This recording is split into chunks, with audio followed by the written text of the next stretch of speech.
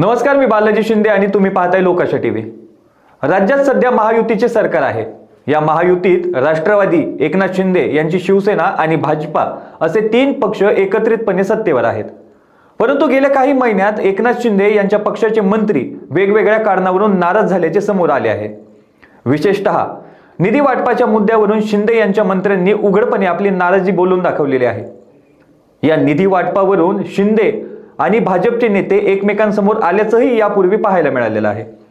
असे असतानाच आता महाराष्ट्राच्या राजकारणात खळबळ उडवून देणारी एक महत्त्वाची घटना घडली आहे। मिळालेल्या माहितीनुसार उपमुख्यमंत्री एकनाथ शिंदे यांच्या पक्षाच्या सर्वच मंत्र्यांनी थेट बहिष्काराचं अस्त्र उगारलं आहे। शिंदेंच्या मंत्र्यांनी राज्य मंत्रिमंडळाच्या बैठकीवर थेट बहिष्कारच घातला। मिळालेल्या माहितीनुसार एकनाथ शिंदे यांच्या पक्षाच्या मंत्र्यांमध्ये निधी वाटपावरून प्रचंड नाराजी आहे। आज म्हणजेच 18 नोव्हेंबर राज्य मंत्रिमंडळाची बैठक होती। या बैठकीला सामान्यतः सरकारमधील सर्वच मंत्री उपस्थित असतात, परंतु आजच्या बैठकीला शिंदेंचे सर्वच मंत्री अनुपस्थित होते।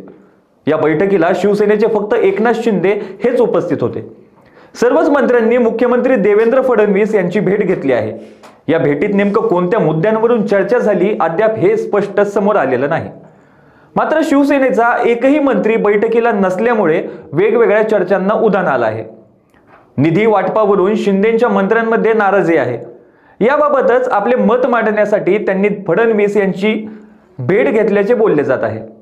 स्थानिक स्वराज्य संस्थांच्या निवडणुकीच्या पार्श्वभूमीवर राज्याच्या राजकारणात मोठ्या घडामोडी घडत आहेत। या निवडणुकीत स्थानिक पातळीवर शिवसेना पक्षाला मोठा फटका बसत आहे। शिवसेनेच्या अनेक नेत्यांनी भाजपात प्रवेश केला। नुकतेच कल्याण डोंबिवलीच्या अनेक माजी नगरसेवकांनी भाजपात प्रवेश केलाय। राज्यभरात भाजपात होत असलेल्या अचानक इन्कमिंगमुळे शिवसेनेत नाराजी असल्याचं बोललं जात आहे।